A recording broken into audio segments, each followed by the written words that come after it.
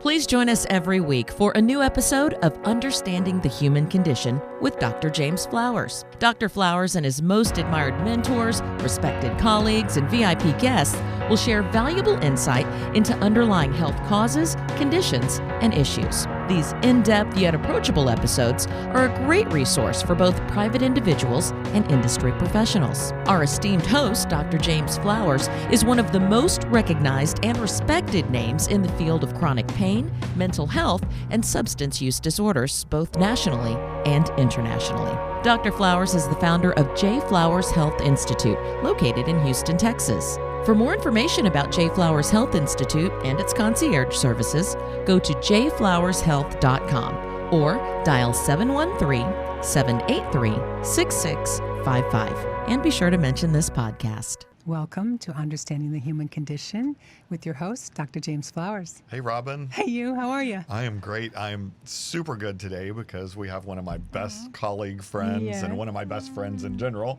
Meredith Sonetz today. Hi. Hi.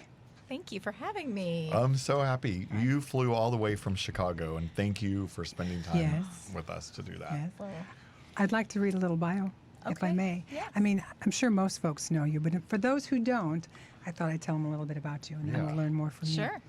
Meredith is a certified licensed professional counselor with over 18 years of experience, specializing in providing 6-month support addressing addiction, behavioral health illnesses to individuals and families across the country. She helped create a relapse prevention track program and sober recovery coaching program. Meredith has a private practice in the western suburbs of Chicago, and it's called Heartfelt Recovery. It's amazing, too. Yeah? She does phenomenal work all over the country, and I personally have been able to help some of her families, and just the work that you do is so cool and amazing and helps so many families in Chicago and other places around the country. How did you get into this field? What brought you into recovery field? Yeah, so growing up in a recovery alcoholic home, I have an understanding of what it means to be in that family dynamic.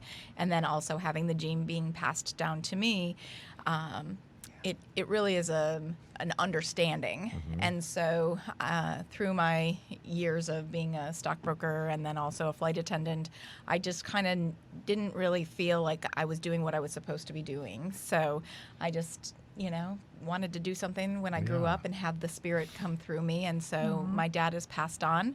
And so through him, I feel that I can help families in giving and providing hope. Because there is hope, and God willing, today I'm 24 years in recovery, and Amazing. so I did understand that I needed to walk before I ran, and so I did go back and get my master's in counseling and my certifications and all of that through the years. So I'm really passionate about what I do, and this is more than just a career or a job. It's really a lifestyle. It is. It's so much. You are exactly right. I don't feel like I work either, right? It's just our lifestyle. Yeah. It's what we do 7 days a week, Yes. 360. Last night we were at dinner and I was like, if Meredith calls me at 10 o'clock, I take that call. Yeah, yeah. It's just what we do. We were talking about how she's been bringing patients since you first started the J. Flowers Health Institute. Yep. And I was telling her, like, way back then when there was only maybe 3 of you, right? At the very beginning of the birth of this institute, and what kind of faith that had to be, and how you really believed in what you were doing. Absolutely. You want to explain a little bit more about that? Yeah, I remember us going and touring and just sitting over a balcony, and you were sharing your vision about what you were about to start. And I said, well, hallelujah, because this is what we need. And, there's so many times within working with families about recommending certain treatment centers and such, and it's really about getting that understanding and foundation first. Yep. Otherwise, this revolving door of going in and out of different levels of care, hoping that something will stick. And unless we have a foundation first of a true understanding of what the individual is going through, the family dynamic is experiencing, we can then that's the platform to move forward. But if we are just keep guessing and all this guesswork, it's gonna be years and years that this individual has to potentially suffer, as well as the families. So yeah, and so many of the patients that we see and that we have seen have been in multiple treatment centers, right? Right. And when you go into a treatment center and you're placed in a treatment center anywhere in the country, the best treatment centers and everything in between, the best and the worst, right, is you go into treatment and they start on day one and they do a biopsychosocial, which is a light assessment, and then a psychiatrist visits for half an hour, 45 minutes, and makes a treatment plan with the team and medicates the patient sometimes. And this, what Meredith recognizes is the depth of this comprehensive diagnosis really does form a foundation from which to leap off from, so that the treatment center has a very clear understanding of who they're working with. Yeah. Right. Yeah, and it's so vital to start this way, because it doesn't necessarily mean that everybody goes into residential. It could be that we start here and we gain so much knowledge, and knowledge is power, which I really think that it empowers a lot of people. And then it could go into outpatient, or it could go into other types of services, but it doesn't always have to go into residential treatment. But this is so vital to start. So vital. And so I believe in that, and that's the information that I share with my families when they come to me and they say, okay, I love that. help. Yeah. Yeah. I was sharing with her that another interventionist this morning said he was talking to a family in Canada, and he was telling them they needed to come to us. And they said, no, I think we're just going to try something locally. And he said, okay, here's the deal. You want to keep doing this, or do you just want to do it one more time? Right. Right? Yeah. Absolutely. So, yeah. And she said, that's what I tell My my families. Yes. And that's kind of what we see. With all of the deep work that you do, and again, you and I have been able to share families and patients, or you've trusted us with some of your families and clients. But how does that deep work and the intervention work that you do and the case management really that you do with the families, it's got to affect your own human condition, right? Yeah. How have you seen it affect you as a human being and as a provider? And do you get compassion fatigue? And how does that work for you? Well, I think that I have to practice what I preach. Yep. And that's very hard Yeah. to do. But it is so important to be able to have, and for me, I've had to learn how to have quality versus quantity of time. So if I can really focus on being present in certain moments of just really scheduling a day, a half a day for time for myself. Good. And also I have a 16, 15, and 10-year-old. And so it's very difficult not to be in their moments, because their moments are all over the place. But just, getting hugs from them and just being a part of their world in what they are dealing with as a 16-year-old boy, a 15-year-old boy, and a 10-year-old daughter. I mean, they're kind of all over the place. So if I'm not on my toes in their moment, oh my gosh, they're running the show. And it's game over for me. Yeah.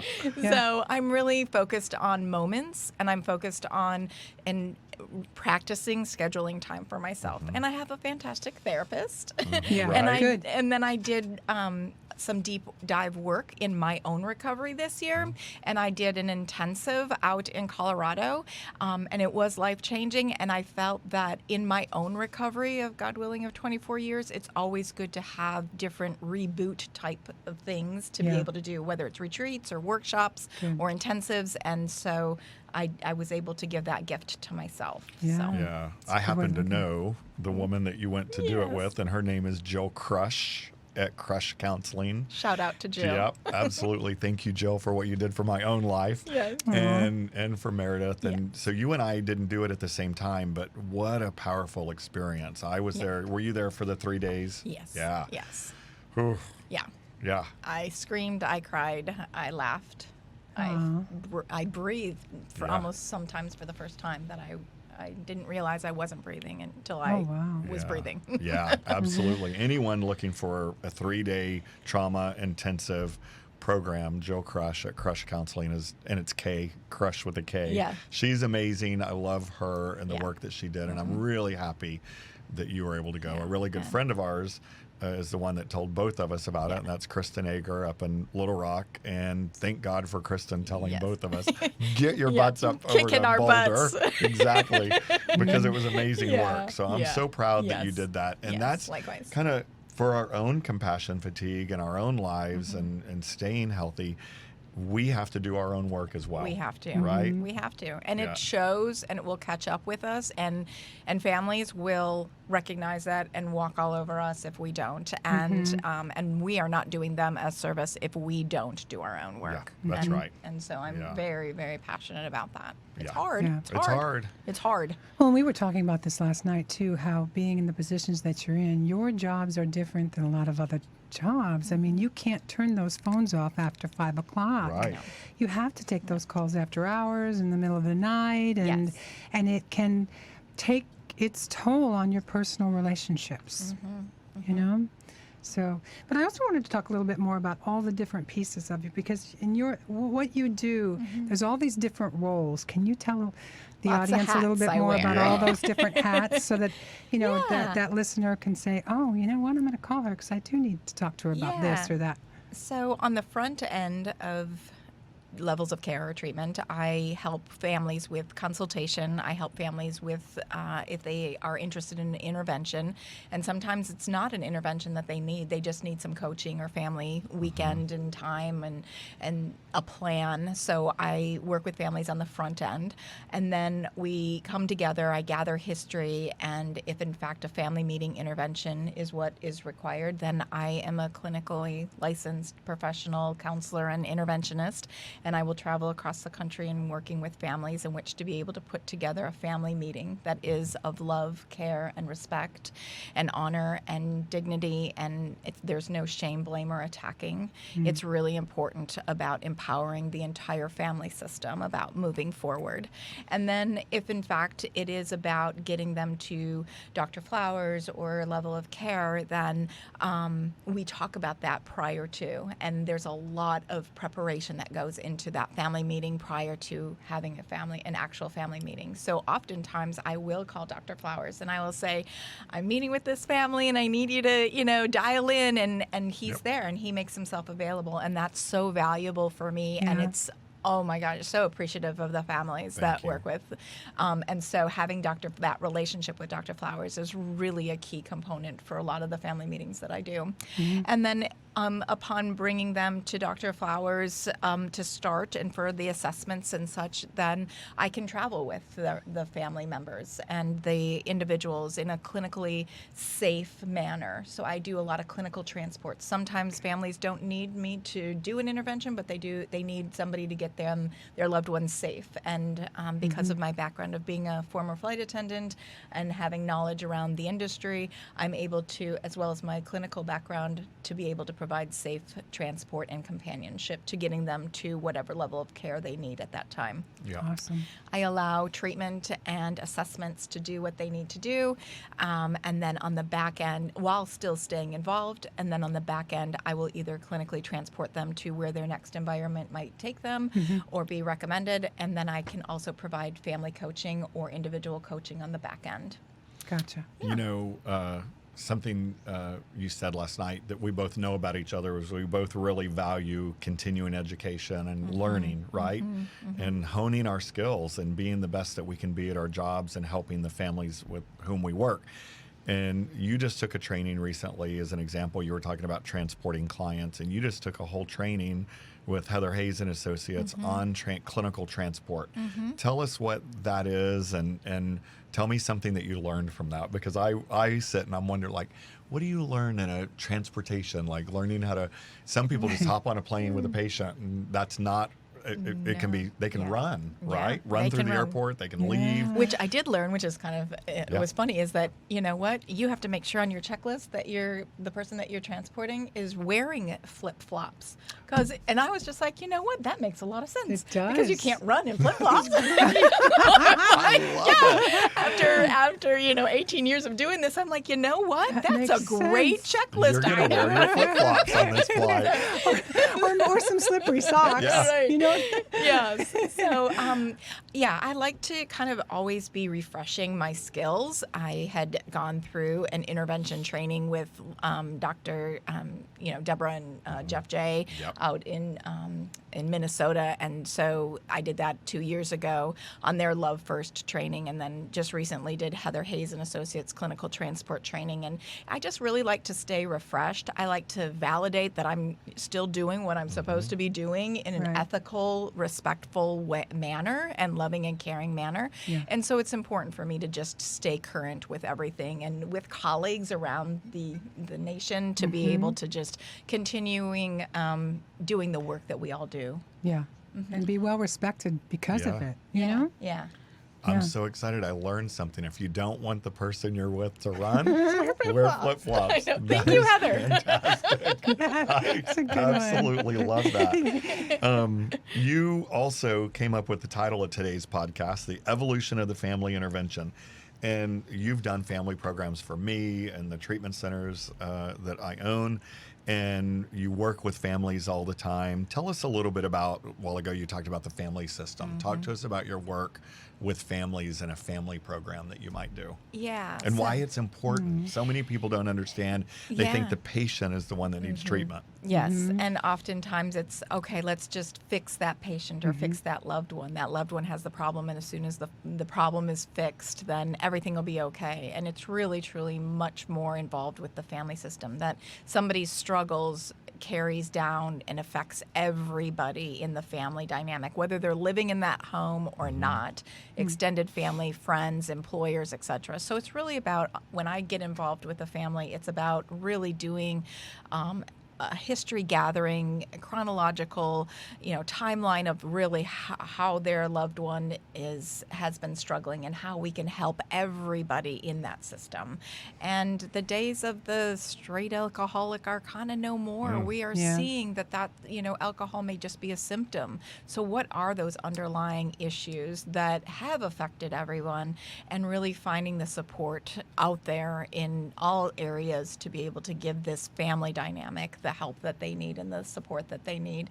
And a lot of the interventions that I'm doing are about mental health interventions, the dual diagnosis, not just substance use. Yeah. It's really about a lot more complex issues that might be going on. Eating disorder interventions, mental health interventions. I've done several interventions over the years just that have nothing to do with substance use. It's just been mental health, and really getting their loved one and the families the help that they need.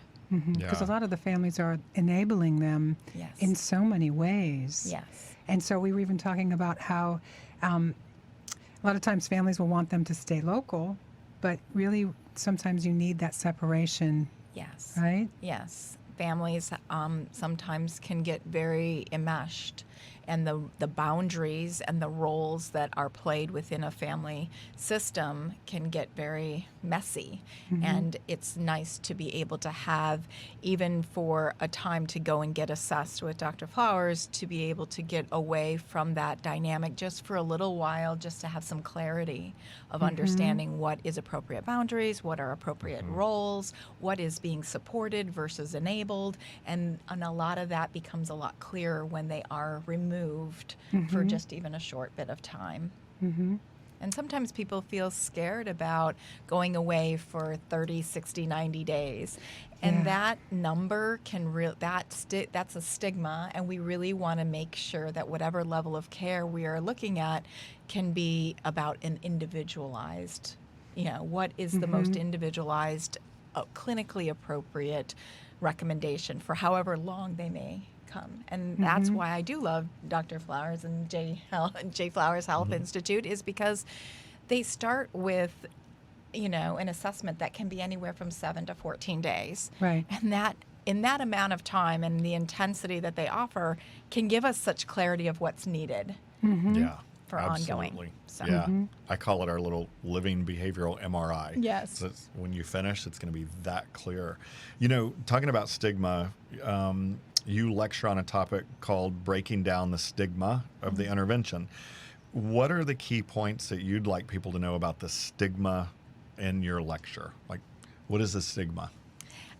Sometimes when I start that lecture, I don't know if you remember the movie Hangover, Yes. Part 2, I think it was, where they are all sitting around and they want him to go into treatment, and they start reading, and he's like dumps over waters, and it's kind of a little funny snippet, Yeah. but we all sit there and laugh. But in our minds, we think, okay, this is what an intervention is. It's people all gathered around reading the letters and all of that. And when I work with families, I really want to make it as just about a family discussion. Yes, there are some very, very key components that need to be put in place for preparation. But what we want to do is break down that stigma to where we really are here for love, care, and concern, and not just concern for the individual, but concern for us. Like, why are we feeling anxiety? Why are we feeling stuck as the families? And so really it's about having a voice for everybody in which to be able to be heard and validated, and that they don't have to be alone. And there's so many people within a family dynamic, a big family or a little family, that just, they're around people, but they're so alone. And how do we get in touch with them and provide them the support that they need, and to let them know that they're not alone and that there's help out there? And that's why I stay around for 6 months, because it is important that they know that this journey, that they are, if they are willing and open to accept, that they don't have to be alone, and I'm there the entire way. Whether it's for the families or the individuals, or hopefully for everybody together. Yeah. That's awesome. Yeah. So I noticed a while ago that I was looking down at our notes, and we skipped the very first question. The Windy City one? Yeah. Yeah. So I want you to go back. Oh, and- yeah. I was supposed to I was ask anxious you, to how hear the is the answer to Windy this. City? Other than cold. Yeah, well, people think that the Windy City is because of being off of the lake and the wind gusts that can get up Right. there, but it's truly, and timing right now with the election or Yep. post-election, is that it's really, the Windy City got its name because of the politicians and all the Yeah. air and the promises A and lot all of of people that. don't know that. I had no clue. I literally thought it was the lake effect wind. Yeah, no, it's those puffed up politicians. Is Yeah. that right? That's so wild. Yeah, What was the yeah. temperature yesterday in Chicago? It's 32. Ugh. But it's going to warm up this It's going to weekend warm for you. up for this weekend, yes. And we were talking about Thanksgiving and the fun plans that you're having with your family. Yes. Just a few of you, and outside, which I Outside, love. yes. Yeah. We had a big Thanksgiving plan, whereas I'm sure everybody has, and I had to rethink that for the safety Yeah. of my kids and such. And so we are adapting, and we are going to have an outside fun blanket fire pit, Wow. and family gathering, and be able to have some of our family together, but outside. And the cocoa, what did you The call hot it? chocolate bar. Hot chocolate bar, yeah. And That a sounds like fire fun. and blankets Aw. and just s'mores. I love and it. All of I that. love and it. I love crock it. pots of funny stuff. And I just asked my mom if she'd make the homemade macaroni and cheese. So I'm hoping that comes too. Oh, that's great. That sounds How good. many family members will you have? I will have my brother and his children, and then my mom and stepdad, That's and great. my kids, and Yep. my new partner. So what do you think the temperature will be on Thanksgiving Day?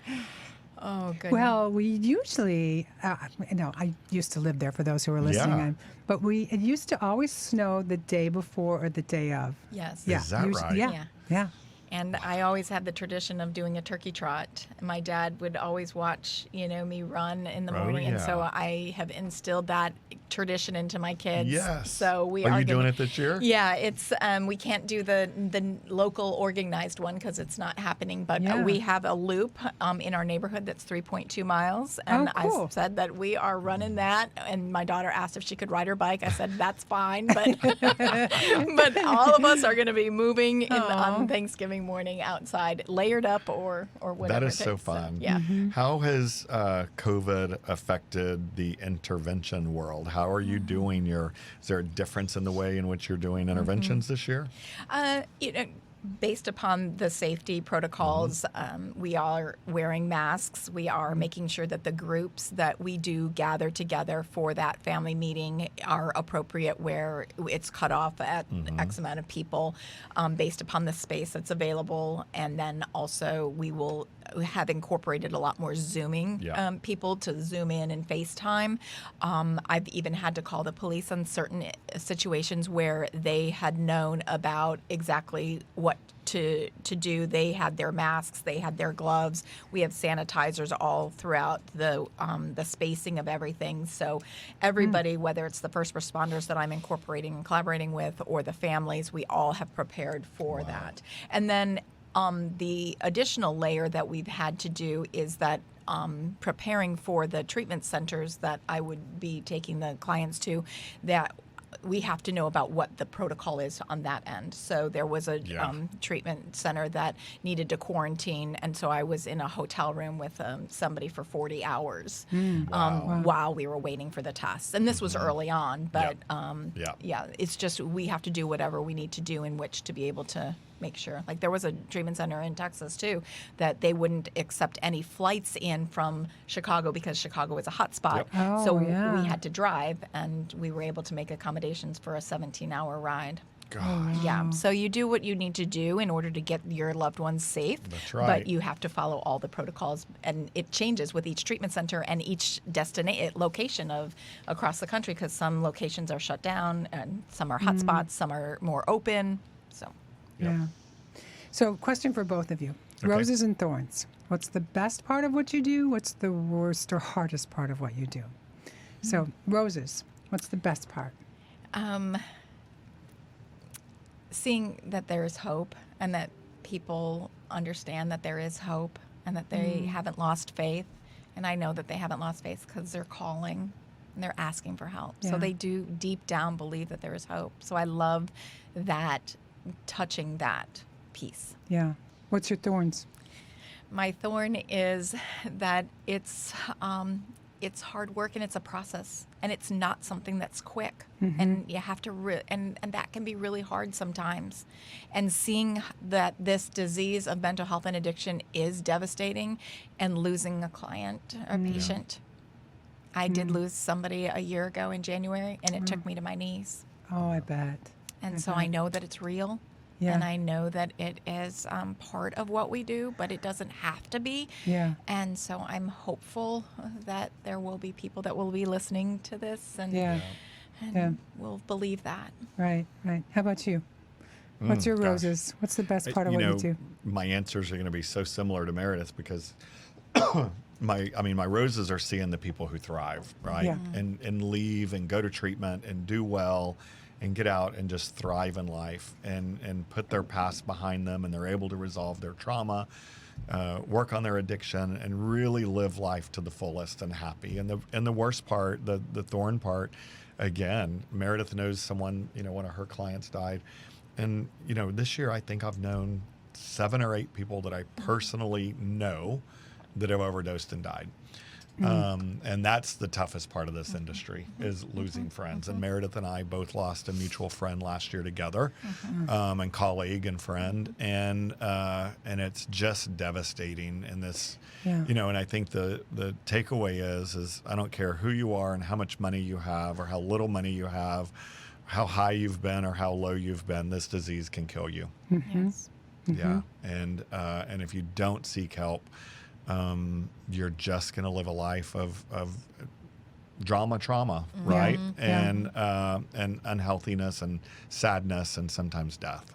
Yeah. Well, I'll lighten it up a little bit. I know say, we only let's have a lighten little it bit up. of time here, but we wanted to know some fun things about you. Okay. I mean, like, what do you like to do for fun and leisure activities? What's your go-to for that? I love to travel, Yeah. so that's always going to be embedded within my blood. I love the Green Bay Packers, so I watch and I'm part of a fantasy football league this year. Did you used to bundle up and go to those games? My grandfather owned the it's season tickets. cold that you Yes. will never feel. I mean, it's just unreal. Yes, it's Oh the my frozen God. tundra. Doesn't get any better than that. Speaking of liking to Oh my travel, God. Meredith and I, fingers crossed, prayers, Yes. are going to London. We're not going together, Oh, but here we're we going go. to see each other in London in Yes. February. Yeah, we are With scheduled maybe to a both side speak. trip. Yes. We're both speaking in London. I Yes. think you asked if you could join. No. You I was might like, let's need to do a podcast. there. Yeah, I think Yeah, that I would know. be He's going to go awesome. around. We can Zoom. It's Yeah. all good. Yeah, I know. Yeah. Yeah. Wonder what Meredith is doing for Valentine's Day this I year. wonder. Who knows? So what music is on your playlist? I think we talked about this earlier. Oh, it's a wide range. I can go from country to rock. I like Guns N' Roses all the way to Taylor Love it. Swift to Love Garth it. Brooks to Simon and Garfunkel. It's just great. Show them your T-shirt. I know. I'm a Pink Awesome. Floyd Pink fan Floyd. too. Yep. Yep. Exactly. Well, thank you for joining us. Yeah. Thank Yeah. you. Let's see. I wanted to ask her one more. You Let's did? see. Okay. Oh, what's on your bucket list that you haven't done? Oh, that's a good one. Mm-hmm. Probably it'll be to travel somewhere. I definitely want to go to Spain one of Nice. these days and see Running of the Bulls. Oh, and yeah. Very That would be so fun. fun. So Yeah. Yeah. Thank you so Yeah. much. This is amazing that you literally flew from Chicago, Illinois to Houston, Texas to come visit us, have dinner last night, which was amazing Yeah. time spent with you, because I Likewise. just cherish our friendship do and too. working with you, both personally and professionally, of course. And and I can't wait until we can all see each other on the yes. circuit again and go to conferences, and Yeah. who knows when that's going to be, but hopefully I'll see you in London Absolutely. in February. Yes. So Now, if someone listening wants to reach you, how do they reach you? Via email, phone, or? Yeah, and my website is www.heartfeltrecovery.com. Okay. And so there is a link to be able to get to my email through there. And my cell phone is the 312-890-8060. Awesome. Yay. And Thank you, Dr. Meredith. Thank you. Dr. Flowers, if they want to reach the J. Flowers Health Institute, how do they reach you? Our phone number is 713-783-6655. Okay. And our website is jflowershealth.com. Awesome. Yeah. Thank you, Robin. everyone. Thank All you, right. Robin. Thank you. Great to meet you. Thank you.